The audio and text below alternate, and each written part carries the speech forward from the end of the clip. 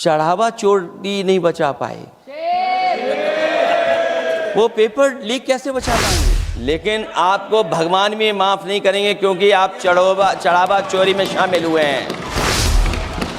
और चढ़ावा ही नहीं, जो गुप्त दान था वो भी चोरी हुआ है, गुप्त दान। अगर इमरजेंसी अध्यक्ष महोदय ने याद आ गई है तो इमरजेंसी के बाद भी परिवर्तन हुआ था और हमें भरोसा है कि इसके बाद भी परिवर्तन होगा। और कि जिसमें माँ बाप भी जुड़ गए और कहा कि जाओ बच्चों आंदोलन करो, हम आपके साथ हैं। ये पहला आंदोलन ऐसा देखने को मिला।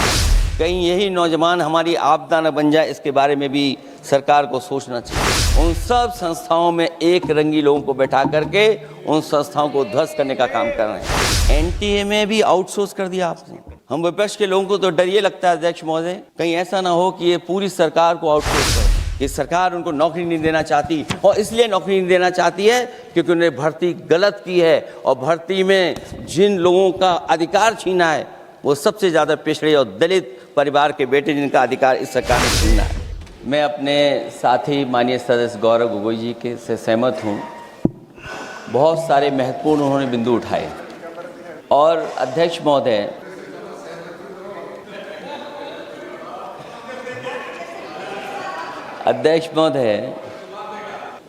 मुझसे ज़्यादा मेरे रिश्ते शायद हमारे विपक्ष के लोग ज़्यादा जान रहे हैं, और जितना विपक्ष के लोग नज़र रखेंगे मैं समझता हूँ उतना रिश्ते और मजबूत हो जाएंगे। अध्यक्ष महोदय, मैं आंदोलन को बहुत दूर से देख रहा था, और उस आंदोलन में जो जीत के बाद नारा लगा, एक नारा लगा अध्यक्ष महोदय, सरकार के खिलाफ नारा लगा कि सरकार को ये अहंकार था कि सरकार झुकती नहीं है। लेकिन उन्हीं नई पीढ़ी के लोगों ने ये वो नारा दिया कि झुकाने वाला चाहिए, सरकार भी झुकती है। और सरकारों को झुकाना भी नौजवानों को आता है। सरकार झुकी और स्वीकार किया उन्होंने। जो करोड़ों नौजवान जो मांग कर रहे थे कि सबसे पहले जो मंत्री जी हैं वो इस्तीफा दें, और बिंदु दूसरे अलग हैं जो हम लोगों को जानकारी में मिल रहा है अध्यक्ष महोदय, सरकार हर विषय पे स्वीकार किया है। लेकिन पता नहीं अध्यक्ष महोदय, ये बात समझ में नहीं आ रही है कि सदन में उन आश्वासनों को क्यों नहीं रख रही है सरकार, जो सहमति बनी है। और उसके बाद अध्यक्ष महोदय, हम लोगों ने देखा कि जब मंत्री जी लौटे हैं, मंत्री नहीं रहे, उसके बाद सदन के बाहर उनका स्वागत किया गया। अध्यक्ष महोदय, जो स्वागत हुआ उसके लिए हमें कोई शिकायत नहीं है, लेकिन माननीय सदस्यों को कितनी बड़ी राहत मिली होगी, कितने बड़े संकट से बचाया उन्होंने। एक प्रधान जी को हटा करके प्रधानमंत्री बचा लिया आपने। और ऐसा अध्यक्ष महोदय आंदोलन किसी ने नहीं देखा, जिस आंदोलन में नई पीढ़ी के लोग, कम उम्र के लोग निकल करके आ गए, और जो नारे दिए गए। ये सरकार पिछले कई वर्षों से नकारात्मक प्रचार पर टिकी हुई थी, नकारात्मक राजनीति करती थी, और न जाने कितने हजार करोड़ रुपए खर्च किए होंगे सरकार ने नकारात्मक राजनीति के लिए। लेकिन नई पीढ़ी को मैं बधाई देना चाहता हूं, उनके मनोबल को और उनकी एकता को, और जिस तरीके से उन्होंने प्रचार किया, अंततः सरकार को झुकना पड़ गया। भाजपा वचन नहीं देती, जुमला देती है। तो मुझे उम्मीद है कि सभी युवा नौजवानों का जो मांग की है उन्होंने, उन सभी मांगों को सरकार स्वीकार करेगी। और सरकार ये भी स्वीकार कर लिया होगा कि कोई दल मजाक में बना तो कितनी बड़ा दल बन गया। जो कोई चीज मजाक से शुरू हुई वो कितना सीरियस हो गई, और इतना सीरियस हुई कि हमारी सरकार लोकतांत्रिक हो गई कि जो उनको धरने पे बैठने दिया, सरकार लोकतांत्रिक थी कि उन्हें धरने पर बैठने दिया। हमने वो भी समय देखा है कि जहां पर धरने पर नहीं बैठने दिया, वर्षों वर्ष लोग बैठे रहे धरने पर, उनकी सुनी नहीं गई। इसी दिल्ली को घेरा था किसानों ने, और सरकार को लगा कि चुनाव आ गया तो सरकार ने तीनों काले कानून वापस ले लिए। जब सरकार घबरा जाती है, डर जाती है, तो सरकार स्वीकार कर लेती है। इसीलिए वो नारा मुझे अक्सर याद आता है कि झुकाने वाला चाहिए, सरकार भी झुकती है। जो विषय लाया गया है कि prevention of unlawful means act, सरकार को कम से कम ये बताना चाहिए था कि 2024 में जब ये लेकर के आए थे तो आज 2026 में कैसे पेपर लीक हो। और केवल गिनती के 1-2 पेपर लीक नहीं हुए, ये ऐसा आंदोलन रहा जिसमें माँ बाप और नई पीढ़ी के लोग सब जुड़ गए। अगर हम ये माने कि 20 लाख बच्चों ने परीक्षा लिखी थी और उनके घर परिवार के सदस्यों को हम इसमें जोड़ दें, दादा दादी, माँ बाप और परिवार का कोई सदस्य, तो 5 लोग प्रभावित थे। और 5 गुणा 20, 1 करोड़ लोग नाराज हुए सरकार से। और अक्सर हम पॉलिटिकल लोग हैं, हम लोग जानते हैं जब कभी आंदोलन करते हैं तो कितनी तैयारी करानी पड़ती है, गाड़ियों का इंतजाम, खाने का इंतजाम और इंतजाम। लेकिन ये पहला आंदोलन देखा कि जिसमें माँ बाप भी जुड़ गए और कहा कि जाओ बच्चों आंदोलन करो, हम आपके साथ हैं। ये पहला आंदोलन ऐसा देखने को मिला है। और केवल दिल्ली में नहीं हुआ ये, केवल दिल्ली में नहीं हुआ ये। अगर ये बात गलत है, अगर ये बात अध्यक्ष महोदय गलत लग रही है तो देश के होम मिनिस्टर साहब को ले आइए, वो सब एक्सप्लेन कर देंगे। पहला आंदोलन जिसमें माँ बाप ने साथ दिया, क्योंकि परीक्षा से कितना दुखी हैं लोग। ये जो परीक्षाएं लीक हुई हैं, कई महीनों पहले ये किताब बना दी थी। और अध्यक्ष महोदय, जो लोग चढ़ावा चोरी नहीं बचा पाए वो पेपर लीक कैसे बचा पाएंगे? जो भगवान के दरबार से दान गायब हो गया, दान चला गया, वो लोग पेपर लीक बचाएंगे? किस कानून को, जो कानून पहले बनाया उसी कानून का संशोधन करके लेकर आए? किसकी आंखों में आप धूल झोंक रहे हैं? और अगर कानून से बच रहा होता तो भाजपा की 10 साल की सरकार में 20 परीक्षाएं कैसे लीक हो गई? 20 परीक्षाएं लीक हुई अध्यक्ष महोदय, जिसमें कोर्ट तक जाना पड़ा, उसके बाद परीक्षा रद्द हुई। दरोगा भर्ती का पेपर लीक हो गया, जूनियर इंजीनियरिंग के भर्ती का पेपर लीक हो गया, ग्राम विकास पंचायत अधिकारी का परीक्षा लीक हो गया, नलकूप चालक भर्ती का, यूपी टीईटी का परीक्षा लीक हुआ। और एक बार नहीं हुआ, 3 बार पेपर लीक हुआ यूपी टेट का। हाई स्कूल बोर्ड का परीक्षा लीक कर दिया, इंटरमीडिएट की बोर्ड की परीक्षा लीक हुई, इंटरमीडिएट का फिर परीक्षा का लीक हुआ, कई बार हुई। सिपाही भर्ती लीक हुई। आप सोचिए कितनी परीक्षाएं लीक हुई हैं। और नीट परीक्षा कोई पहली बार लीक नहीं हुई, दोबारा लीक हो गई, कानून बनने के बाद लीक हुई। सहायक प्रोफेसर भर्ती लीक है, लेखपाल भर्ती लीक हुई। यूपी जैसे स्टेट, जो सबसे बड़ा स्टेट है, जहां से प्रधानमंत्री चुन करके आते हो, वहां तक पेपर लीक हो जा रहा है। और जो संस्था परीक्षा एग्जामिनेशन करा रही है, वो एनटीए में भी आउटसोर्स कर दिया आपने। हम विपक्ष के लोगों को तो डर ये लगता है अध्यक्ष महोदय, कहीं ऐसा ना हो कि ये पूरी सरकार को आउटसोर्स कर दें। सरकार है जो सबसे विश्वसनीय संस्था है, उसमें आउटसोर्स पे आपने कर्मचारी को रखा हुआ है। किस बात की जवाबदेही है? यही अकाउंटेबिलिटी है आपकी? कहीं अकाउंटेबिलिटी ये तो नहीं है, आप अकाउंटेबिलिटी को ये न कहीं समझ बैठे हो कि अकाउंट को भर दे वो एबिलिटी वाला ही हमें चाहिए? कहीं वो अकाउंटेबिलिटी तो नहीं है। आप बताइए, एनटीए को आउटसोर्स किया हुआ है आपने। जिस संस्था की जिम्मेदारी है महत्वपूर्ण परीक्षा कराने की, उसमें सब आउटसोर्स। और ये सच कहा कि कांग्रेस पार्टी के माननीय सदस्य ने मांग की है कि वो हम लोगों को पता होना चाहिए आखिरकार कौन लोग थे जो आउटसोर्स होकर के बैठ करके परीक्षा में इस तरह की घोटाला कर रहे थे। आखिरकार जवाबदेही क्या है, किसकी थी?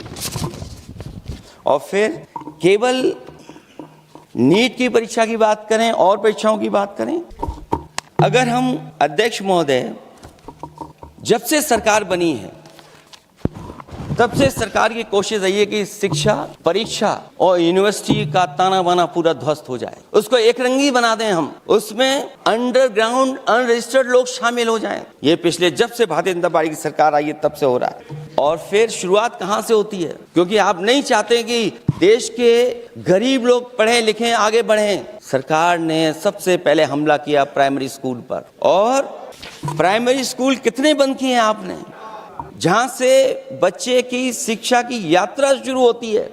एक गरीब परिवार का बेटा, बच्चे कहां से पढ़ करके निकलते हैं? सबसे पहले प्राथमिक शिक्षा सरकारी स्कूलों से पढ़ करके निकलते हैं। हमारे बहुत सारे माननीय सदस्य होंगे, वो उन्हीं प्राथमिक विद्यालयों से पढ़ करके आज इस सदन तक पहुंचे होंगे। आपने सबसे पहले स्कूलों पे हमला किया और प्राइमरी से लेकर के नौकरी तक पे आपने हमला किया है। युवाओं के भविष्य पर आपने चोट पहुंचाने का काम किया है। और जो प्राइमरी स्कूल जो आपने बंद किए हैं, वो इसीलिए बंद किए हैं आपने कि पिछड़े, दलित और गरीब के वर्ग के परिवारों के बच्चे पढ़ लिख न जाएं। क्योंकि आज भी अगर हम देखते हैं प्राइमरी स्कूल में कौन पढ़ने जा रहा है? सबसे समाज के गरीब परिवार के बच्चे पढ़ करने जा रहे हैं। सबसे पहला हमला आपने वही किया। और इसीलिए किया क्योंकि नींव पर ही अगर हमला होगा तो ये आगे नहीं बढ़ पाएंगे। जो आंकड़े सरकार के बताए गए हैं, 1 लाख से ज्यादा सरकारी प्राइमरी स्कूल बंद कर दिए सरकार ने। और अगर ये बात गलत है तो हमें उम्मीद है सरकार इस पर भी जवाब देगी। और अगर हम आंकड़े निकालें, तो जो आंकड़े दिखाई दे रहे हैं, यूपी में सबसे ज्यादा प्राइमरी स्कूल बंद हुए हैं। और ये सरकार के आंकड़े हैं कि 7 लाख से ऊपर विद्यालय थे जो अब 6 लाख रह गए हैं। और यूपी में तो सबसे ज्यादा बंद हुए हैं। उत्तर प्रदेश में 26,386 सरकारी प्राइमरी स्कूल बंद कर दिए सरकार ने। और केवल प्राइमरी स्कूल बंद नहीं किए हैं, नौकरी पे भी हमला किया है। 69,000 शिक्षक भर्ती को लेकर के बड़े पैमाने पर घोटाला किया गया।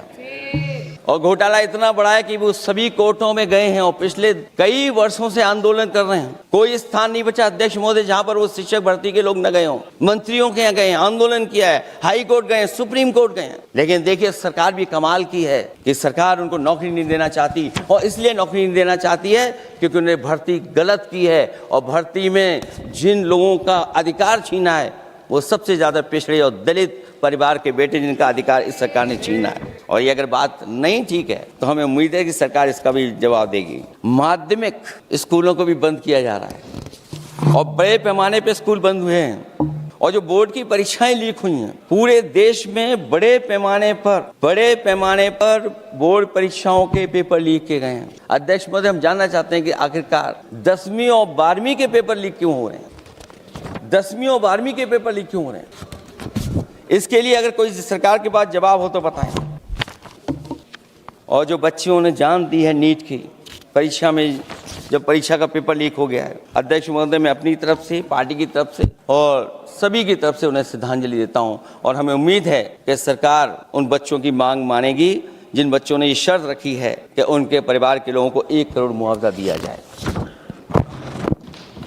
जब उच्च शिक्षा में जिस तरीके से भर्ती हो रही है अध्यक्ष महोदय, जो उच्च शिक्षा की भर्ती है उसमें जो अपॉइंटमेंट हो रहे हैं उनके बारे में तो क्या चर्चा करें कि जब संस्था पे सबसे ऊपर बैठा व्यक्ति ही अन्याय करेगा तो पूरी संस्था में अन्याय होगा। जब से ये सरकार आई है जो बड़ी बड़ी संस्थाएं हैं उन सब संस्थाओं में एक रंगी लोगों को बैठा करके उन संस्थाओं को ध्वस्त करने का काम कर रहे हैं।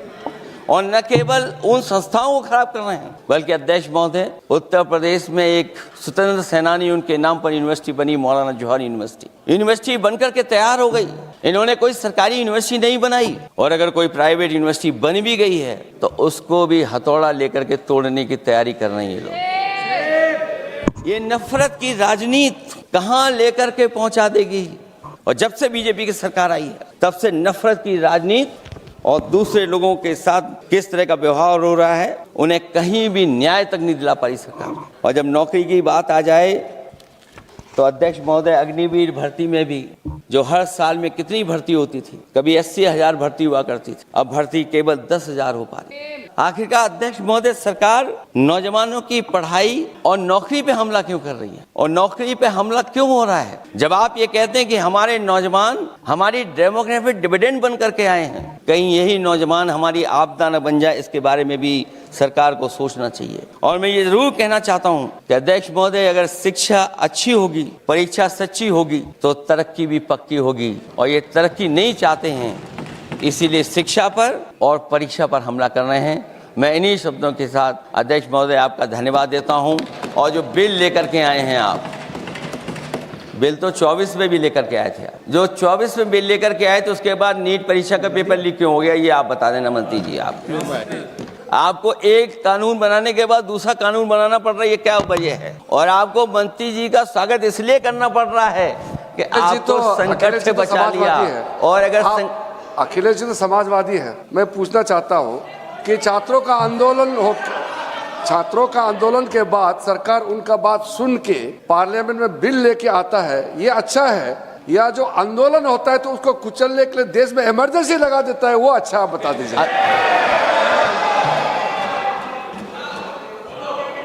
अध्यक्ष महोदय, मैं इमरजेंसी को तो नहीं देखा हूँ, लेकिन इमरजेंसी में क्या क्या हुआ है वो अभी दिल्ली की राजधानी में भी देखने को मिल गया है। आंसू के गैस के गोले और लकड़ी में लगा हुआ कुछ कील का और कांटे की चीज़ें, उस समय करंट नहीं लगाया जाता था, इस बार करंट लगाया गया है। तो ये इमरजेंसी के बराबर ही हुआ है हमला, कम नहीं है। इमरजेंसी से कम अन्याय नहीं कर रहे हैं आप लोग। और याद करिए अध्यक्ष महोदय, अगर इमरजेंसी इन्हें याद आ गई है, अगर इमरजेंसी अध्यक्ष महोदय इन्हें याद आ गई है, तो इमरजेंसी के बाद भी परिवर्तन हुआ था और हमें भरोसा है कि इसके बाद भी परिवर्तन होगा। और अध्यक्ष महोदय, मैं आखिरी में कहना चाहता हूं,